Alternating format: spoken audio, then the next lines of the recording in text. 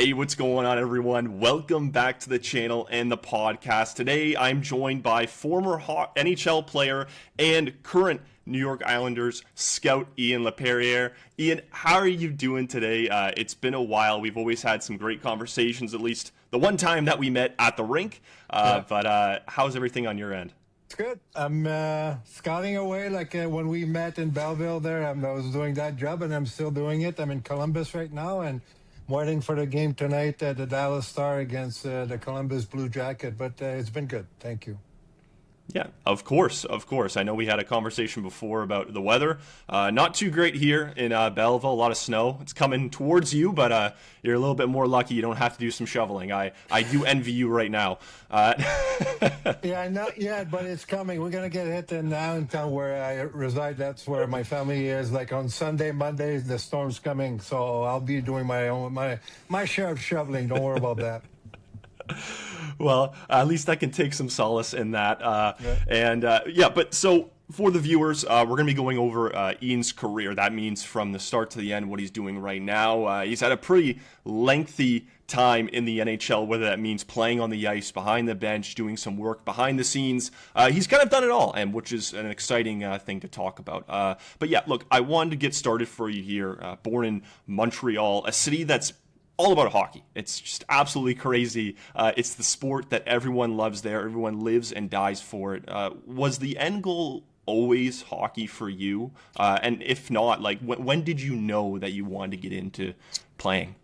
Well, back home, as you know, like where you're at, Belleville, it's pretty much like Montreal. But where I grew up, like hockey was the only sports that we talked about. Like I played baseball, I played soccer, but really the Montreal Canadiens are religion back home. You hear that, but you have to live it. And I did as a kid. Like I grew up watching the Abs, and I still follow them, even if I've never worked for them. It's really in our DNA. And my dad worked at the old Forum. My grandparents, his parents, had season tickets for over 30 years at the old Forum. So it was really in my family. The Montreal Canadian was, so was hockey. And as soon as they could put skates on, they did. Like I was 3 years old, start skating, and it didn't go smoothly at first. Like my parents told. I don't remember that far, but my parents told me that I wasn't a happy camper about skating and going around the ice. But when I was able to be strong on my feet, the passion was always there. I want to play. I want to have fun. I want to be part of a team. I never had a dream. I had a dream of making the NHL. But well, I'm sure we'll talk about. But I realized later in life that I had a chance. But when I was a little kid, hockey was a big part of our family. Like I'd play with my teams, and when I didn't play with my teams, I'd go at the park. Like we had outdoor ice like, rink, if you want. Like I'm sure they still have those back home, and that's really where I think I got better because I played against older guys outside. So I think it was great. I had a great childhood, and hockey was a huge part of it. And it feels like for everyone in the hockey world, it usually is, whether you even play or you just watch. I love the sport to death. Was never good enough to get to whether it means like junior hockey, high level, or the NHL. But I'm still glad that I can talk about it and work in it as well. I'm so grateful for that. But talking about that, you started your junior career in Drummondville, 4 years in the organization, fourth all-time in points at 378. You're tied for first all-time in assists at 246 with Danny Briere. What do you remember about playing in the Q? Because it truly is a different beast when you, go up there from your regular hockey around your city to then the NHL. Yeah, it was like it's only an hour and a half away from where I grew up, Drummondville is, but still was the first time I got out of the house. Like, I was 16 years old. Like, it wasn't that far, but it felt like it was, really far. But my parents, my first year, they came to every single game at home and on the road. So you talk about Val-d'Or, like 5 hour drive. My parents would drive up and watch. I think they missed 1 or 2 games the whole year, but they were a huge part of making sure that their baby. It was fine going to Drummondville, but I was lucky enough. I had great billets. Billet family were unbelievable. Like I'm still in touch with one of them. And yeah, it's a big part of junior hockey. You need to be lucky by getting great billets. And lucky enough to have two great families that took care of me. They treat me like I was one of their own. So I was really comfortable as a 16-year-old to leave home and play hockey in a different place, and I was really welcome, and it went well too. My first year went well. Like, you know what, my coach Jean Mel, who played in the NHL way before you were born, and he was a great mentor to me. He taught me what it takes to be a good pro, and he was a big part of my future success, if you want. Yeah, and I think like you mentioned pretty much every nail that you want to hit on when you're in junior hockey is that your billet family's great. Huge. You have a coach that believes in you and that one that trusts in you in those situations. And some players don't even get that where your family was very close. And you talk about they missed 1-2 games, right? Some That's crazy. only get to go to one game a year. It's absolutely crazy that they were able to be there and support you. And I'm sure that played a massive part in not only the development that you had as a hockey player, but just as a person, For right? To sure. be able to I have saw the all those people sacrifice around. that my mom and dad did. Like, I'm trying to do as close as they did with my kids. When they say you lead by example, my parents did. My dad used to work for a craft company. He's not with us anymore, unfortunately, but he worked for a craft company for years, and he had the night shift. So on the weekends, his system was all messed up because, he'd be working at night and sleep during the day on weekdays, and on the weekends, because he wanted to make my games, he had to switch completely. So during the day, he'd come and watch our game and sleep at night. So kind of messed him up a little bit, but he'd do overtime to make sure I had the best skates when I was younger. I had the best stick. We weren't rich by any means, but they went. My mom and dad went the extra mile to make sure me and my sister had everything we wanted, and I can't thank them enough. They've been there for me, and I tried to repay them as much as I could when I played. That's for sure. And that's just beautiful because, we talk about how important that is, you're rich in family, right? You're rich in Correct. the people around you. And that's so special. I even say the same thing. It's like, look, I didn't get to where I wanted to be in hockey. Where I am right now, I'm so happy I'm there. But I wouldn't be there without my For parents sure. and what And you're they've working. sacrificed for me. Don't like everybody, like you're talking about. I don't know you that well, Zach. Yet we will, I'm sure, down the road. But you're just you're passionate about the game. Your dream was to play in the NHL, like my dream was.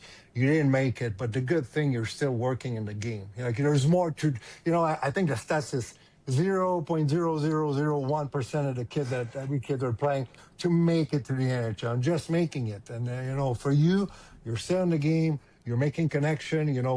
Like me, it's a new connection you have, and you get a great personality. So just keep doing what you're doing, and you're gonna climb, and you're gonna be where you want to be. Not as a player, but you're still working a beautiful game like our game is. Hockey is just a great game. Ian, you're too kind. I'm supposed to be the one pumping up your I tires, know. and I you're don't. here I talking don't so need that. well about me. I don't need that. I see the passion in your eyes and the way you're talking. Don't feel like, sometimes I feel people are disappointed because they didn't play, but you're working in the game. Like, there's more to it than just playing. There's so many jobs that you can be successful and do what you love in our game without playing. Big time, and I agree. Yeah. I'm very grateful for where I am, yeah, I mean, can't say enough more about that. So I appreciate the kind words there. Of course, I No always problem. very much do, Ian. But with your career, you get drafted to the St. Louis Blues, 7th round, 158th overall. For some people, it's just to get drafted. For some, it's to play one game. For you, fourth most games in your draft year, 1,083, 12th most points. Carving out an NHL career is tough. A long one is a skill, right? What habits or mindsets do you think separated you from other players? And then how did you go about embracing a certain type of role once you kind of made that step?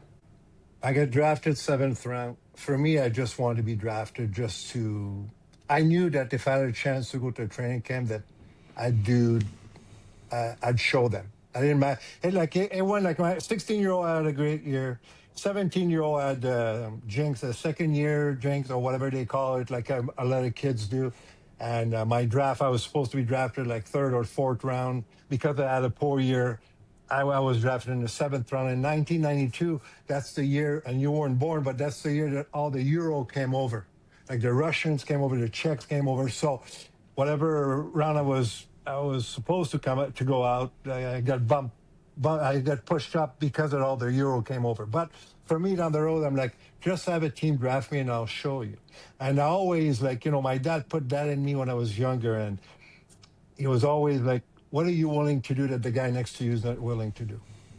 And for me, it was like I was a boring kid. Like I had one goal to play in the NHL, and I knew if I want to reach that goal, and not only reach it, but stay in the game for 17 years. I didn't know it's gonna last that long, but I wanted to play as long as my body let me play.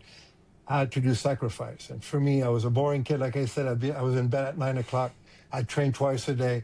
I'd eat well. I made sure, like I get all the nutrition, even if back then it wasn't that big. But I ate well, didn't eat fast food, didn't drink. Like I said, I didn't go out. I met my wife in high school when we were 16 years old. I knew she was the right girl. I'm still with her 35 years later. That really helped me because I didn't have any.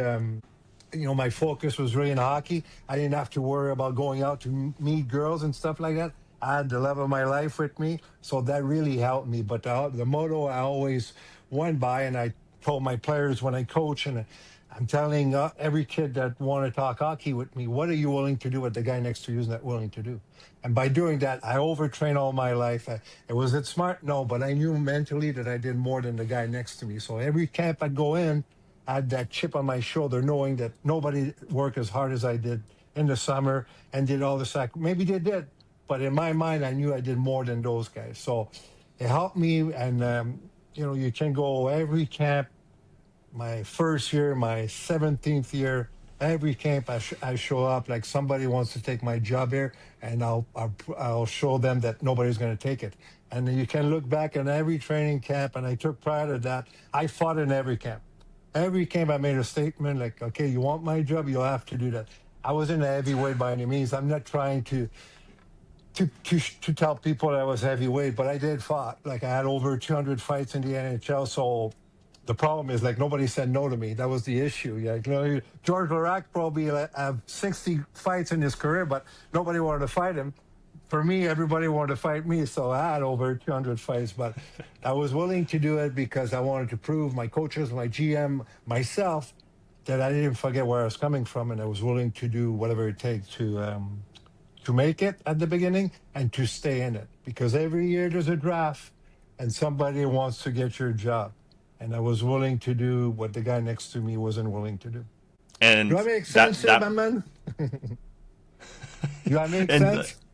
It definitely does, and like that type of mindset, I feel like gets lost in the NHL this year, and even in just junior hockey, because you can have all the talent that you want in the world, right? And you can be a great player, but if you're not going to put in the work to be that next guy, to just be that next one up, to be the one in the corner of someone's eye, is sometimes so important, because that could be your last spot, right? For sure. But you look, Zach, I stop you there, but you look at the special players, and I'm not saying I was a special player, and I wasn't, but you look at the Crosby, you hear the stories like Sid struggled on faceoff. Last summer, he worked on faceoff. Always tried to get better. Even now, he still goes to Val with Marchand, with MacInnis. They always try to find that edge. They want to push themselves. Even at 38 years old, I'm so impressed by that guy. We could do a show on that guy, how impressive he is. All the little things he's doing, even if he's at the top of his game, he wants to find ways to get better. And when you lose that, you're done. Somebody's going to pass you. And I had that. And obviously, I wasn't Crosby. I wasn't even close to be Crosby. But in my own way, I had a role. I took pride of making that role, and I just kept doing that every summer, every camp, and that's why I played so long. Big time. And that's just what's so important, is just the drive, the want to be there. And like it's the passion. It's the passion that I find that keeps people in the game, whether it's on the ice or not. And it goes in your world too, like in your job. Yeah, obviously you're willing to do, you reach out to me to be on your podcast. You're willing to do more than just your job. And I think it's great. Keep doing that. Just do more.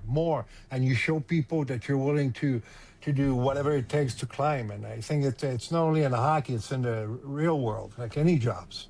Big time. Big time. I completely agree.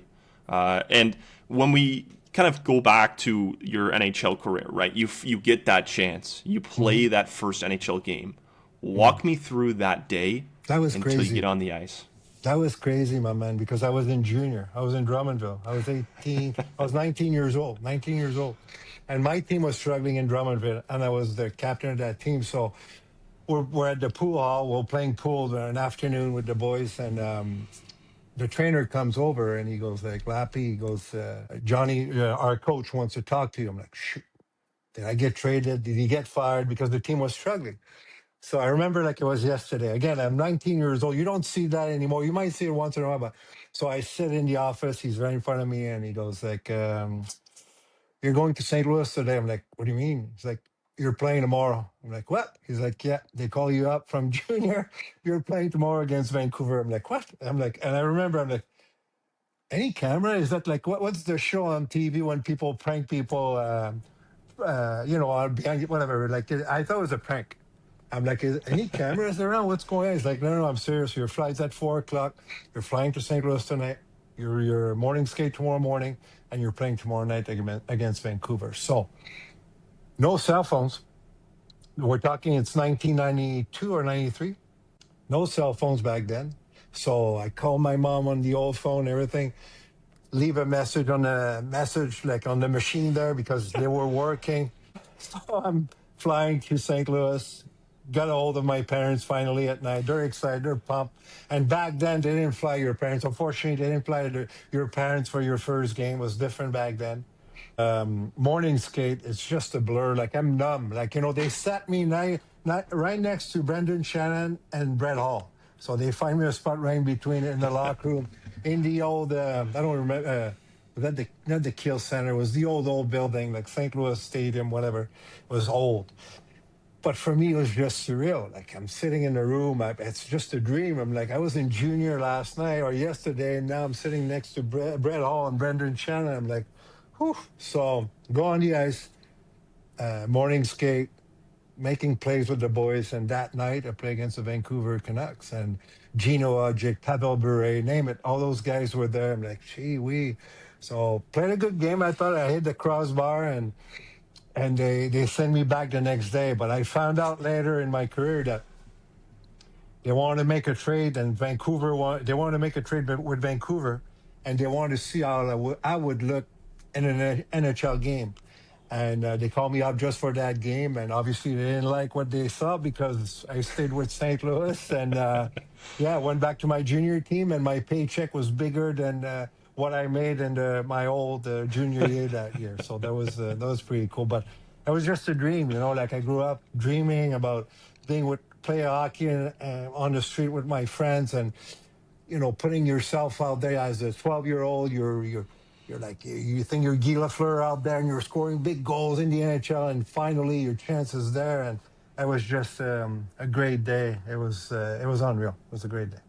And talk about putting you, getting you as comfortable as possible, putting you between Brenden Shanahan I and know, Hall and they right did. there. And they were great. They were great to me. Kelly Chase was there. He was great to me. Craig Johnny was. It was great. It was great memories, that's for sure. And speaking about those players, you get to the show. Hmm. You have guys like Brett Hull, Brendan Shanahan, Al MacInnis, Curtis Joesph on the team who Hmm. feel like they're legends in their own kind of right. A team filled with so much talent. We spoke about embracing a specific role. What was it like in your first full season?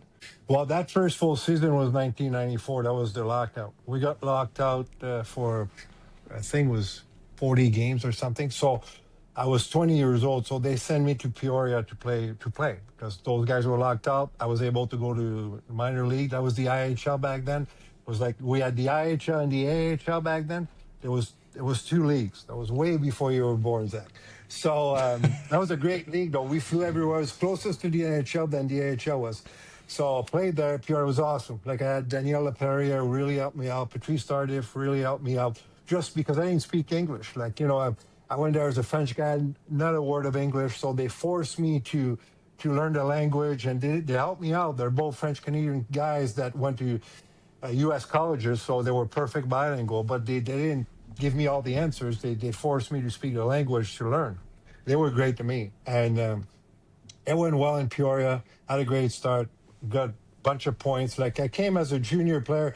I was a point getter in junior, always physical, but I finished second in scoring, sixth in scoring in the queue. So I came in as point producer. So did that in the IHL. After when the lockout stopped, we started the season. They called me up. So I went to St. Louis, had a pretty good year offensively too. I think I scored 13 goals in 36 games or something like that.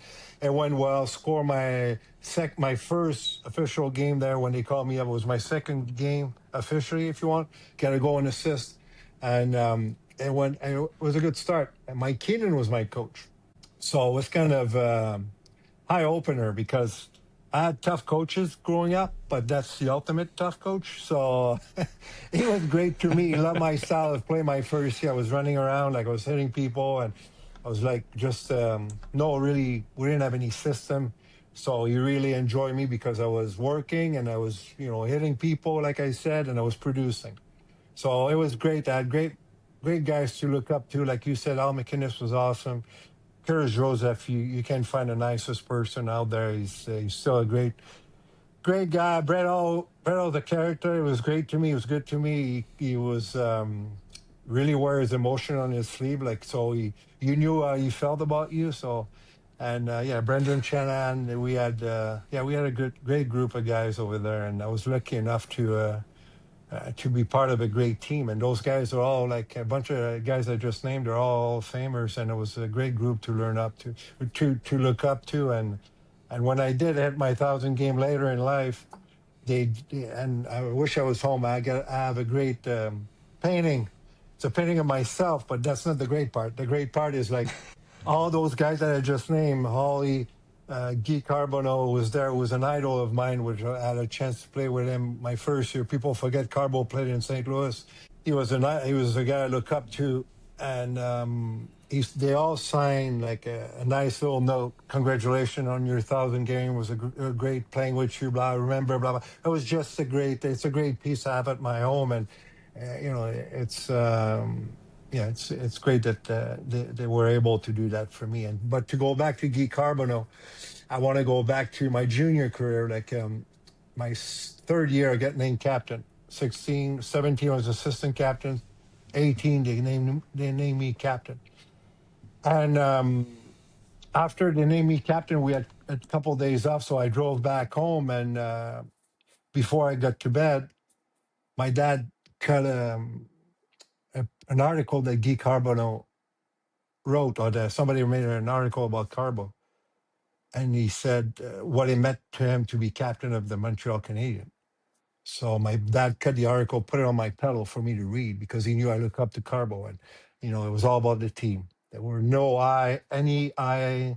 He never talked about himself in the article. Team first, team first, team first. So my dad made sure that he ingrained that in me. Like it's great that they trust you to wear that C, but it means something. It's not only a letter on your jersey. It's way more than that. The team's got to be ahead, and you're behind them. You're pushing that team. And I think my dad was always making sure that I stayed humble. And even with the little success I had in junior and the little success I had in the NHL, if he saw that I was getting too cocky, he'd make sure he'd do something like that to keep me grounded.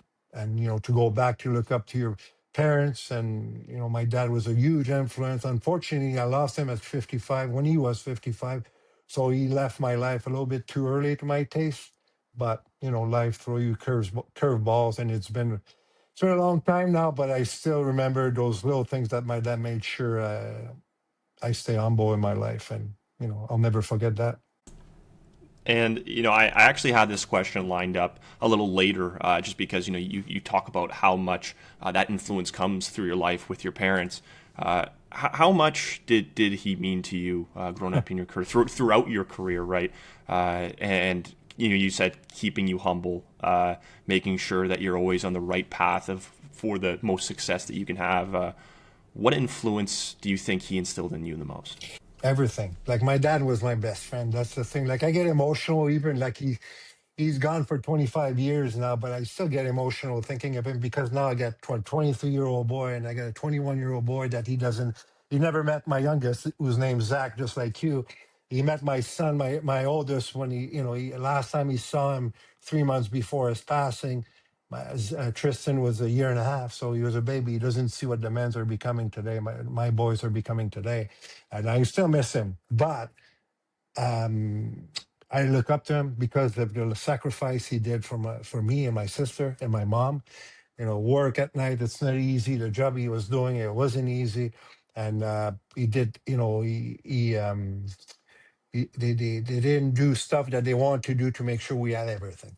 And that's, you really lead by your actions. And that's what I tried to do as a player, as a leader. I was on the teams I played for. If I had a letter or not, which I did in 3 out of the 5 teams that I played for, but it didn't matter. Like, I knew because of my dad's example, I carried that into the locker room and I carried that into the ice. And he's been, again, I talk to my dad every day and I miss those phone calls. And yeah, like I said, it's been 25 years and I think about him every day, good or bad. Like, good, if things go well for me, think about my dad. If they don't, if I'm struggling or I have curveballs or like deceptions like I had last year when I got fired, I really do think about my dad, what he would want me to do and how he would want me to react to the situation that life's throwing at me. And yeah, I was lucky, and I'm still very close to my mom. I talk to her today. I don't talk to her every day, but because we got nothing to say. But I was close to my parents, still close to my mom, and I hope my kids. I hope I'm half of what my dad was to me, to my kids. And if I can be half of what my dad was, I'll do a pretty good job. And you know what? I think as the person that I've met and the short time that I've known you, Ian, I think I can say that they've done a pretty good job. Thanks, Very man. giving man with his time. Thank Very you. nice person. And it feels like we're ending off the podcast here, but it's I can only say good things about you, man. It's Thank you. truly great to have you on here and keep this conversation going. It shows a lot about the person you are today and in your career. Thank you, my man. Of course, of course. But you play your first kind of full season, Yeah, but then you start to settle in, and not once but twice you're involved in a in trade. the You go to trade. the Rangers in late December, then Yeah. you go to LA in what was a bigger trade than the one that you were involved in before. I don't think many understand how difficult it can be to keep playing the game you love, but also handle so much change. What was that whole situation, or at least that whole season, like for you? Well, the following after my second year came to St. Louis, I struggled like I did in junior. Second year, mentally, physically, whatever, struggle. And Mike was on me, Keenan was on me, blah blah blah. And we had the freeze in December, the Christmas freeze. And my agent called me. He's like, "You're gonna get traded when the freeze is over. You're going to the Rangers." So I knew. I prepared myself. And 12:01 on the 27th, Mike Keenan called me. He's like, "I just traded you," which I knew. So I'm like, the next morning, I go to the rink to go get my stuff, and I walk in with all MacInnis, and I start bawling. Listen, I'm 21 years old at the time, never been traded in my life. I played 4 years in the same junior team. Always feel like I'm giving it all, and I'm giving my heart. And I was that kind of player, and I'm that kind of guy. I'm an emotional guy, give my all. And to get traded really hurt me. So I started bawling, and Mac doesn't know. Nobody knew. We didn't have social media back then. So MacInnis like, "What's wrong? What's wrong?" He's got the panic look in his face. He thought somebody died. And I'm crying. I'm like, "I just got traded." He's like, "Oh my God, what's going on?" So we walked in. Mike is there, hugged me, pick up my stuff, went to New York. New York was a different place. Like, I love to go to New York City, but New York, it's a big city. It's a big city in the States. So as a 21-year-old living in White Plain, New York, in a small apartment that's as big as my hotel room today, that cost me an arm and a leg. I'm like, holy cow. And not only that, they just won the cup. I got traded for Stefan Matteau, one of the hero of the Stanley Cup team. So I get to New York. You get Mark Messier was unreal to me. All those guys were unreal. Like Luc Robitaille was there. That's why my relationship started with Luc. Was great. Adam Grave, one of the nicest human beings you'll ever meet. I can go down the list. Mike Richter, Joey Kosher, Darren Langdon. Those guys were unreal. Kevin Lowe, name it. All those guys were unreal to me. But I wanted to play, so I'm dressed every night. But they have the Stanley Cup champion team, so I'm playing 5 minutes a night. I'm 21, 22 years old. Like I'm not. If you play 3, 4, 5 minutes a night, you won't have a career. So I go out there, do my thing, hit people, try to fight, do this, do that, but it's not working. So I remember we're in Washington and we're up 8-1. I played 4 minutes. We're up 8-1. So I'm like, I won't cost 7 goals. So I'm not playing. So the next day I grab my courage and I go see Colin Campbell, who's our head coach. I'm like, Coley, I'm like, listen, I'm 22 years old. Like, I get that you need to play the big boys, but we're up 8-1. I'm sitting on the bench for the past 15 minutes of the game. I'm not seeing the ice time. And Coley, the smart guy that he is, he started writing numbers on a sheet of paper. And he turned the page over and he showed me that page. And I look at the page and it says 3 million, 6 million, 7 million, 8 million, whatever. He's like, Lappy, these are the guys that have to play in front of you, so you won't have much more ice time. I'm like, okay, that's good. Shook his hand, walked out of the office. And next night, or the same night, I had an event at Central Park to go skate with kids and everything, charity stuff. So our PR guy had a cell phone. By that time, some people have cell phones. We didn't, but our PR guy needed one. So he's like, Lap, Colin Campbell's on the phone. So I pick up the phone. He's like, yeah, you just got traded to LA. It was probably the best news. I couldn't wait. Like, as disappointed as I was going from St. Louis to New York, I was so happy because I knew LA was they were rebuilding. They were trading guys left and right to get younger. Larry Robinson is a great human being. So going to LA was just, I knew that's where I would start my career. And Luc Robitaille grabbed me before I left. He goes, and he came from LA. He was with the Rangers. He's like, Lappy, go to LA, be yourself on and off the ice, and people are going to love you. You're going to go there and be physical, play your style. And he knew he played there for, 12 years before he signed as a free agent with the Rangers. So he goes, be yourself, and I'm telling you, they're going to love you. So grabbed my stuff, went to LA, and I was myself, and I had a pretty good run there for 8.5 years, 9 years, and I get great memories there. LA was just exactly what I needed. They had a young team that they want to, build their future with, or build something with, and they wanted to start young. So I went there and start running around, and people enjoyed that. And I think this is quite literally the perfect transition because you talked about just a little bit of how nice it was to be in LA. You were there for 8.5, 9 years. So many people talk about what it's like to live in Los Angeles, be around that star feeling with all like the movies and the people that live there. Being a hockey player back then in LA, what was the feeling around the city? Especially, guys like yourself. You talk about Luc Robitaille, Rob Blake, and even I think, if I'm correct, Gretzky was there in the half season that he got traded. Was it? Gretzky got traded 2 weeks before me. That's right. So That's right. Okay. I like to my go-to is like they needed somebody to play just like him, so they traded for me. No, I missed Wayne by 2 weeks, unfortunately. That would have been nice, but they traded him to St. Louis, and they moved me. 2 weeks later, I went from Rangers to LA. So it was. But to answer your question, listen, LA is so big, like.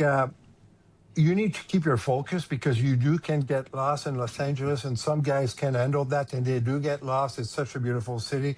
There's so many things to do, but you need to get out of your way to get in trouble. Like if you want to go to Hollywood, well, you got to drive an hour in between an hour and 3 hours because you don't know what the traffic's going to be. So if you're focused and your goal is to play in the NHL and have some success in the NHL, well, you can't do that. And I knew that. I'm not saying we didn't go to parties. We did. But around where we were. We all live in Marina del Rey, Manhattan Beach, and we went out like other teams did. But if you want to get in trouble or whatever, if you want to go out in Hollywood and see all the stars you're talking about, you have to go out of your way to go where they're at. And we saw the stars at our games, and we had the Forum Club back then, like the old forums. That's where you'd walk out to go to your cars, and you'd see them there. And if you want to stop for a drink and everything, but like I said, when I played, I didn't drink much, so for me, it wasn't something I struggled with. Some people did, some players did, but for me, it was never a big issue. And people didn't like some people recognized us then, but we weren't the Kings that the Kings are today. With the Kopitar Hmm. of the world, they won 2 cups. It helps when you win in the city of champion. People will give you some, they'll recognize you, and you have to deal with the Lakers. Were doing great when we were there. The Dodgers are the Dodgers. It's a different league, but now it's different because the Kings, they have their 2 rings and they're champions, and they still have those champions on their team. So it's a different level than we were back then. But I enjoy my time there. My boys were born in California, and both of them were born in Torrance, California, and yeah, it's we have great memories there. It's a great lifestyle. Manhattan Beach, a great place to live, and a bunch of the guys are still live there. Rob Blake still live there. Glenn Murray and Nelson Emerson, they all live there for a reason because it's a great quality of life, and we enjoy it for 9 years that we were there. And you talk about how nice it is to probably walk out of the rink. Weather's great. It's cold in the inside, hot in the outside. What was probably your favorite story from your time in LA? As we mentioned just a bit earlier, 8 to 9 years in an organization, you're going to have your fun moments, and whether that means it's on the plane, in the room. What was the one kind of thing that stuck out? Oof, there's a lot of stories that shouldn't be told, so I'll stay away from those. But on the ice when we beat Detroit in the playoffs in 6 or 7 games, 6 games I think, and Detroit were the Colorado Avalanche at the time. That was the team to beat. That was the team that everybody wanted to go to, or more like the Florida at the time, or whatever, or Vegas. There's so many teams now that people want to go to, but back then everybody wanted to go to Detroit because they wanted to win. And we had Adam Denmarch, Jason Allison, Ziggy Palffy, Joesph Stampo, Kat, Felix Podvin, Jamie Storr. We had all those guys that we were underdog, we were younger, and nobody saw us beat them. And we beat them, and as great of champions they were, bunch of the guys were so embarrassed they didn't want to shake our hands. They left to their locker room, in their locker room.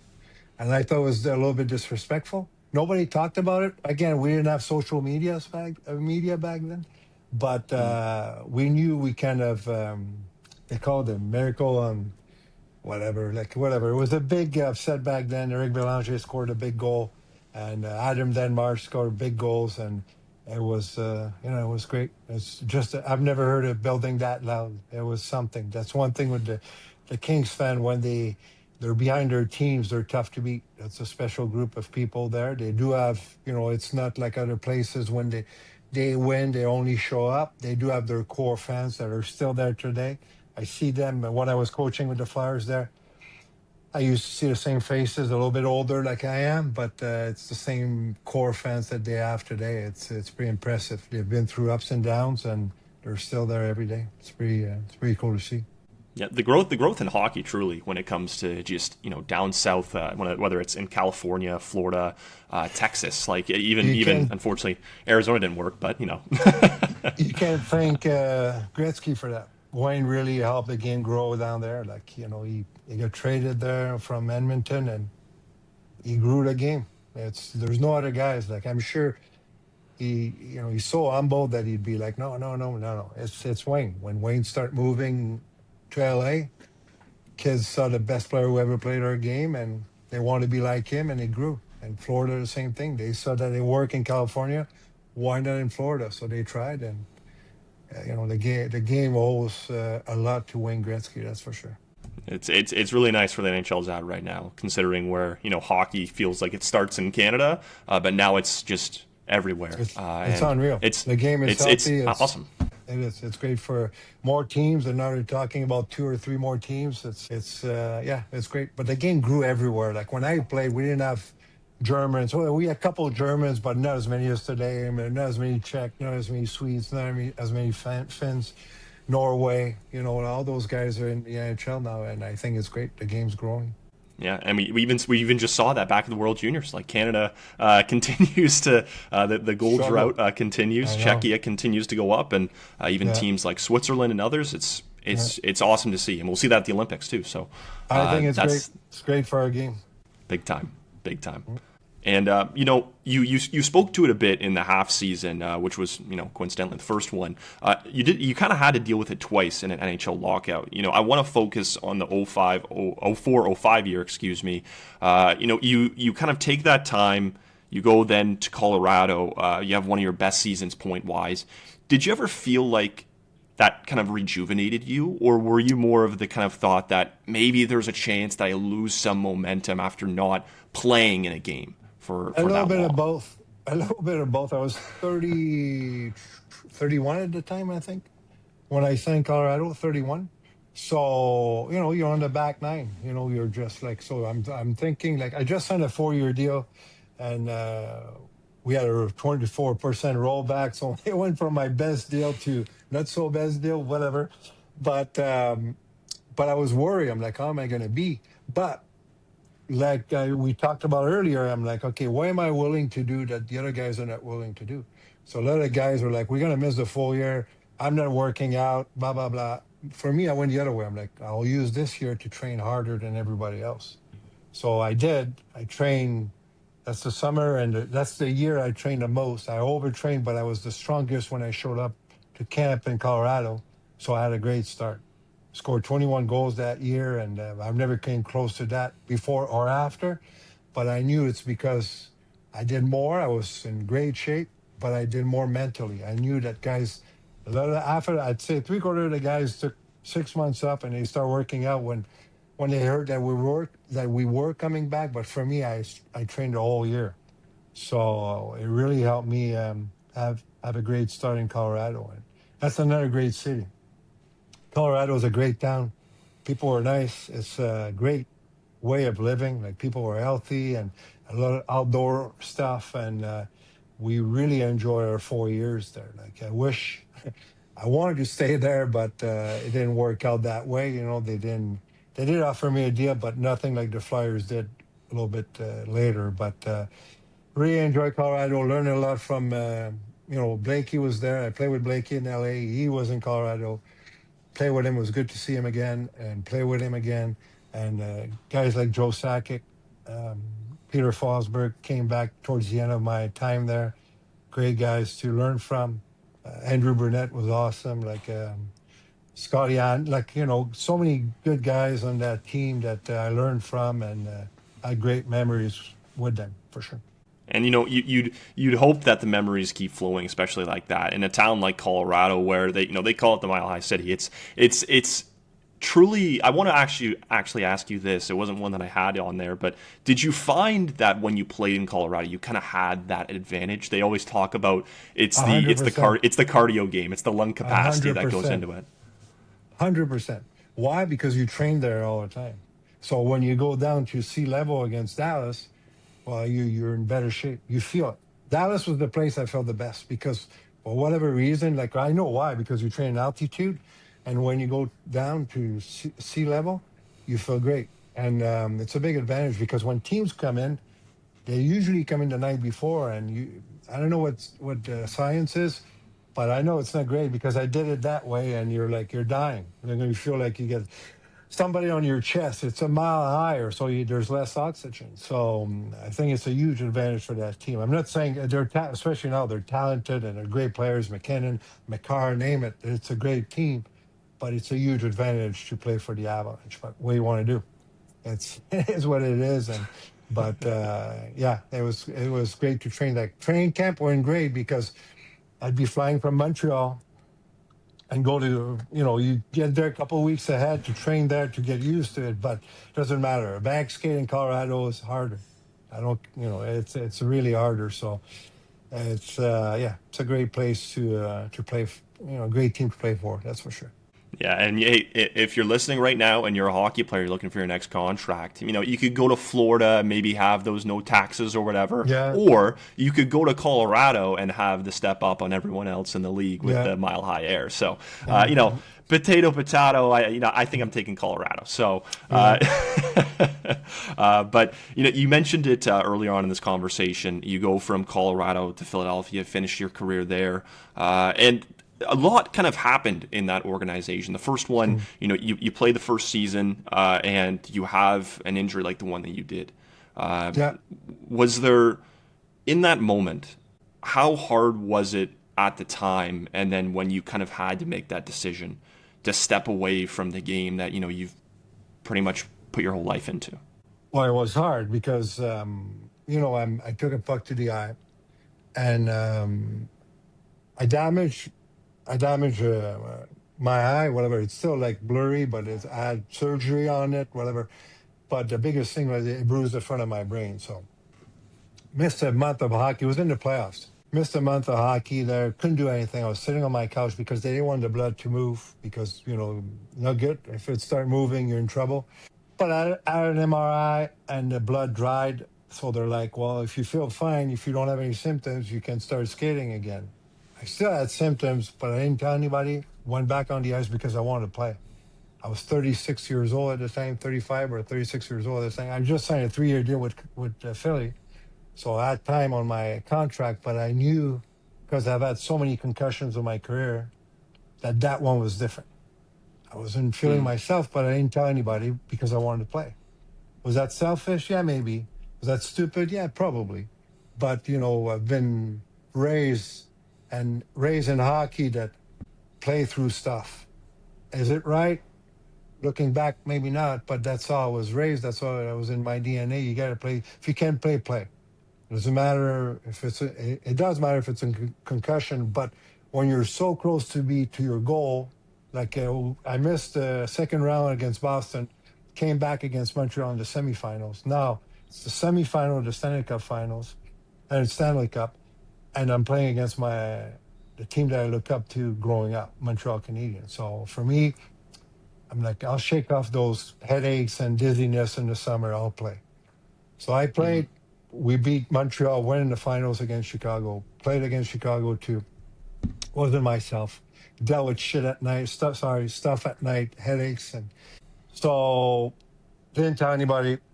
Lied to the trainers. Played through that. So I'm in the back of my mind. I'm like, I'll shake it off in the summer, like I've done before. I've done that before. I've had a bunch of concussions that I shook in the summer. But summer went, trained, wasn't myself, still dizzy, still had issues.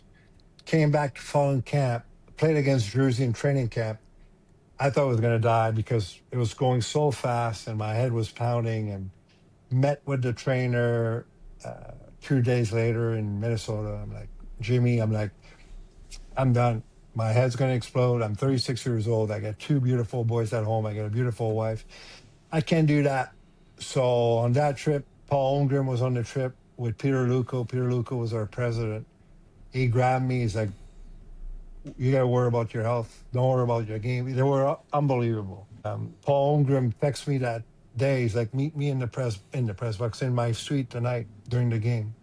Went upstairs was me and Omer, and Omer's got emotional. He's like, "I know you only played a year for us, but I took two pucks to the face. I took one before that, 2 months before uh, I broke 8 teeth. I lost 8 teeth, broke the front of my face there. So I bled for, he's like, you bled for us. He's like, I know you worry about your future, but let's meet in 2 weeks and we'll talk about your future. 2 weeks later, I go to him and I'm like, Homer, I want to coach. He's like, you got 2 years left on your deal. You can't really coach, but I want you to do player development for us, and we'll help you coach on the road. And fair enough, he's a man of his word. I did player development for a year and a half, and when the job opening happened with the Flyers, he called me up. He's like, "You're on the bench with Craig Berube," and I've been through stuff I'm sure we'll talk about it, but I got fired like last summer. But there's one guy on the Flyer organization that I've always going to respect for the rest of my life. It's Paul Holmgren, because he's a man of his word. He told me one thing, and he walked the walk, and he made sure I had to work for it, but he made sure he opened doors for me, and he's just a great man. Yeah, and you know what? You need those people in your corner, the ones who, we even talked about it earlier in your career, where it's so important when you have those people who believe in you and the ones who respect you, and they say, like, you do this for me, like, I'd be happy to do that for you. For sure. And I think that's the one thing. And you kind of touched on it a bit.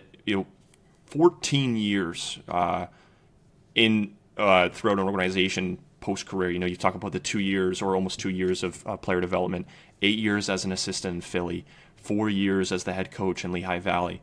It sounded like the plan was always to go into hockey, as you said, to keep kind of coaching, to keep being in that environment. We talk about how hard it is for athletes post career. You didn't exactly have that because you kind of just went right into the player development. So Yeah. what was that transition like for you? It was easier, but it's still hard. Like, you don't do what you used to do for skate, go to practice, but it was easier than a lot of guys. And because of guys like Paul Holmgren, that opened doors for me. But like at the end of the day, it's like your world's like any world. Like people will be there for you to open doors for you, but you have to work. You just can't say, "Oh yeah, I'm player development. I'm going to sit on my butt. Oh, I'm assistant coach with the Flyers. I'm going to sit on my butt." You gotta work. And I was lucky enough to have a guy like that to open doors for me.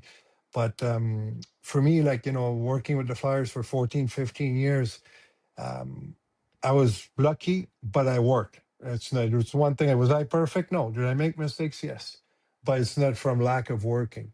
And that's something like, now I changed organization. I'm with the Islanders, but it's something that I'm proud of, the work I did in Philly. And, I do have a lot of experience to give back. That's why I still want to coach, because I know that my playing career and what I went through, and from junior to NHL to being a seventh round pick and to change my role over my career, I do have that experience that I can give back to young kids coming up from junior or so. But at 15 years with the Flyers, I met many, many people that I'll have a relationship forever.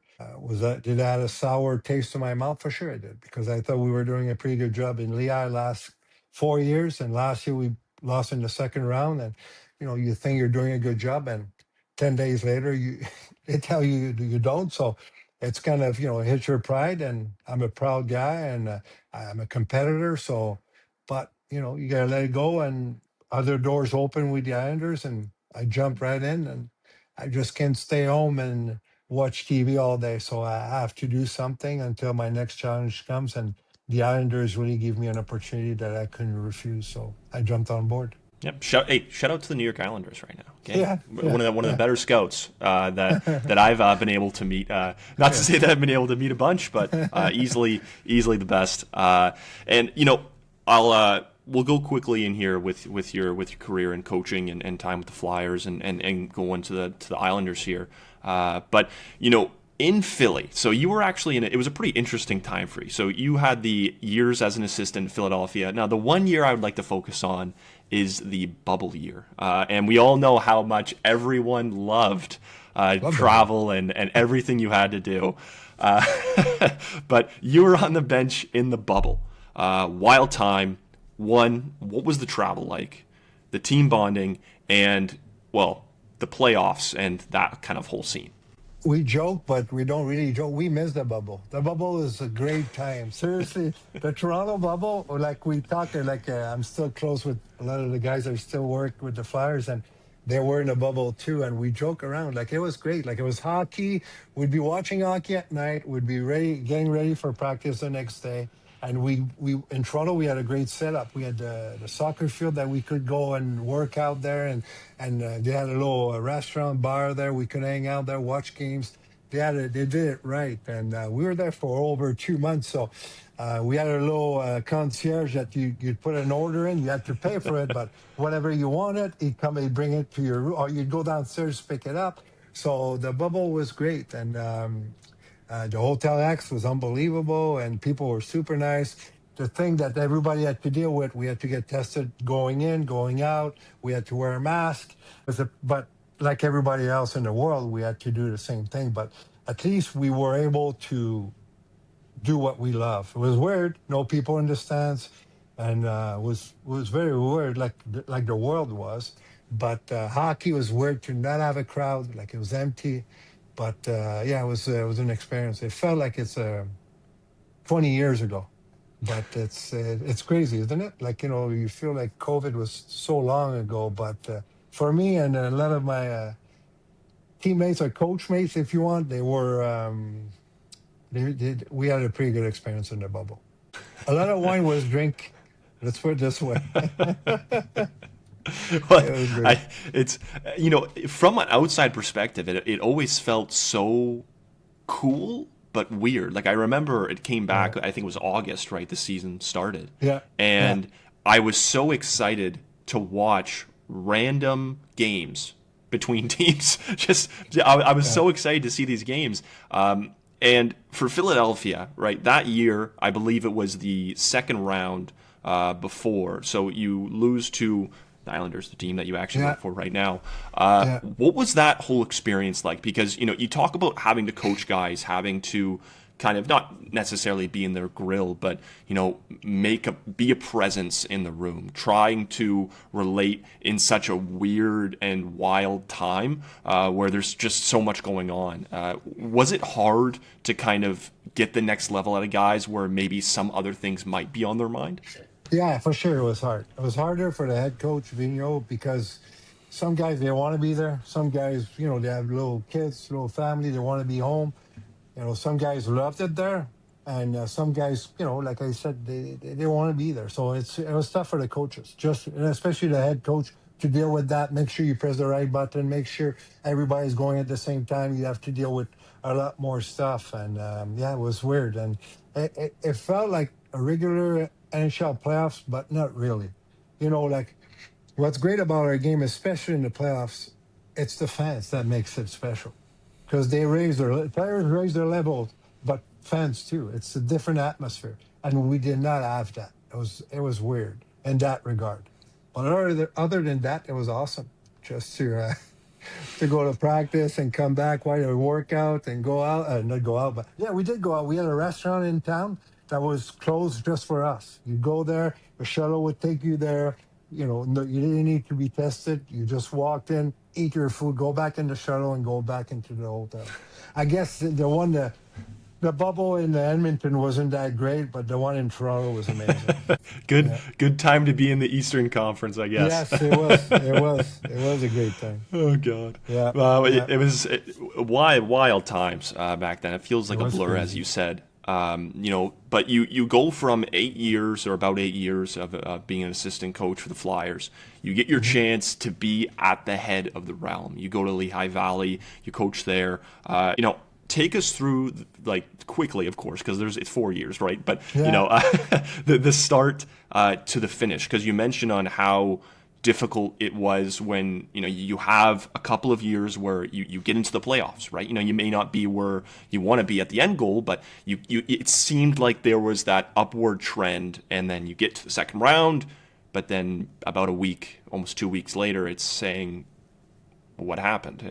Yeah. I'm done. So what was Yeah. that like for you? Well, the first year was tough. It was a COVID year, and our team was a weak team. Let's put it this way: we didn't have any big prospect coming the first year, and it was my first year. I learned a lot in that first year. We did struggle, and we struggled on the ice, and it was COVID, so we had a lot of stuff to deal with. And there's guys that shouldn't be playing in that league that played for us. So, but we had great stories like Aiden Hodgson, who played for Ottawa and Belleville. Hodgie there played for me that year. So that's a kid that came on a tryout. He came from the East Coast League, came on a tryout, missed a couple of days before training camp because he fell a concussion test, and some people were ready to send him home, but we were short on players, so he passed his test and he went on the ice and he's got that drive. I love players like that. He's a physical player, as you know, and he was skating well for a big guy. So all of a sudden, I'm like, all right, I see something in him. He stayed with us, scored big goals for us, played well for us, get an NHL contract. So played games for the Flyers, and those are the stories that really, make me want to coach again, because these are the. It's not a first round pick that everybody knows that's going to play in the NHL, like Tyson Forrester, and I coached a couple of years later. It's a guy that nobody said that we work with and became an NHL player, played games in the NHL, and got another NHL contract. And just to not to go too fast forward, when I got fired last summer, that day Haji texted me. He didn't know, nobody knew I got fired. I just find out. He texts me out of the blue. He's like, Lappy, he's like, I just want to let you know, without you, a text in that, saying like, without you, I just signed another contract. Without you, it wouldn't happen. I just want to thank you and everything. So I text back. I'm like, you couldn't pick a better day. Like, for me, I just got the bad news. I got fired. And you send me that text. It really made me feel special. Like, it made me feel like I did something right down the, down those 4 years. And he was great, and I kept the text just to to remind myself that I did some good down there. So first year was tough. Second year was ups and downs. We had a little bit more better players coming, like Tyson Forrester got injured, so we lost him.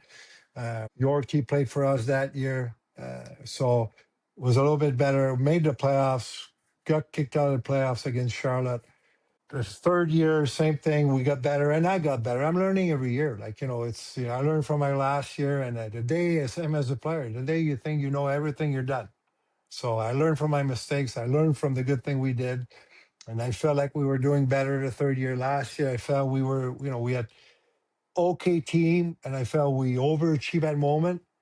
And yeah, we beat Wilkes-Barre in the first round. We won the second round against Hershey, lost in five. Felt like we lost our starting goalie, and we lost 3-2 in that final game. And I felt like we played a pretty good series. I wish we could have won that one, but yeah, it's part of hockey. And 10 days later, I got the phone call to drive to Philly and tell me they want a new voice, and they wanted to keep me on board as an advisor, but I didn't see myself advising much in Philly. So they give me they give me the opportunity, they give me the freedom to talk to other teams. And the Islanders call and they ask me if I want to do some pro scouting until I get my next coaching job. And I jump on board with good people, Ryan Bonus and Matthew Darch, and a great staff there. People are been welcoming and great to me. And, they talk to me, they ask me for my opinion, and I feel like I'm at the right place right now. And that'll be the question that we'll end off here is, you go from the head coaching job, the Islanders get you a pro scout job. So many people have talked about the Islanders this season, what it's been like to their kind of switch of management and players, and going into this, what they want to say is a retool, but this year they've played better than I think a lot of people have been expecting. What has that been like for you, for a guy who's played? He's been in player development. He's been an assistant coach. He's been a head coach. And now you're grabbing those players and saying, okay, here you go, Darsh. This is what I'm looking at. These are the guys I'd like you to be watching. What has the transition been like for you and being with the Islanders organization? It's been great. Like I didn't have like I interviewed to coach somewhere else this summer. It didn't work out. It's not like I don't want to coach. I want to coach, but what it give the chance that it gives me to pro scout, it's to reconnect with the game on the ice and off the ice. Like for me, when I was coaching, especially as a head coach, you focus on one team. It's your team. You don't have time to watch the game like I do now. You don't have time to, like tonight, I'm going to go watch Dallas. I haven't seen Dallas once. That's not one of my team, but give me a chance to see those good players, like, Ratner, how he's doing. I know who he is, but I've never watched him live to see where he's at in his game. And for me, it gives me that chance to reconnect with that game in that regard. And it gives me that chance to meet GMs and assistant GMs that most of those guys I played against or I played with, and tell them that I still have that passion of coaching. And I know I still have a lot to give. And, the way it went down last year, was I happy? No, I'm not happy. But did I learn from it? You better believe I learned from it. And, I'm hopefully I'll get another chance. If I don't, I love where I'm at. The Islanders have been great. And they really asked me my opinion, and they really respect my opinion. So that's great. You know, it's something that I haven't felt in a couple of years. So it's great that those guys respect what I have to say, and they've been great. So listen, just like you, I work in the game. There's no better um, place that better be like than working in hockey. It's great people I deal with every day. Like tonight, I'll see a bunch of pro scouts, bunch of guys I played against. It's always good to see them. Always good to watch hockey together and talk about pick people's brain and you know what they see, what they want to know, what I see. And I think I'm in a great place right now. And yeah, it's life is good. Everybody's healthy, and I'm doing what I love. I'm around the game, and I could, yeah, that's what my new challenge is, and we'll see what the next one is. And like you just mentioned, I think that's a perfect way to kind of end off the podcast. There's no better place than to be working in hockey, is there? You're right. It's You're it's right. truly special. It is. It's a great game.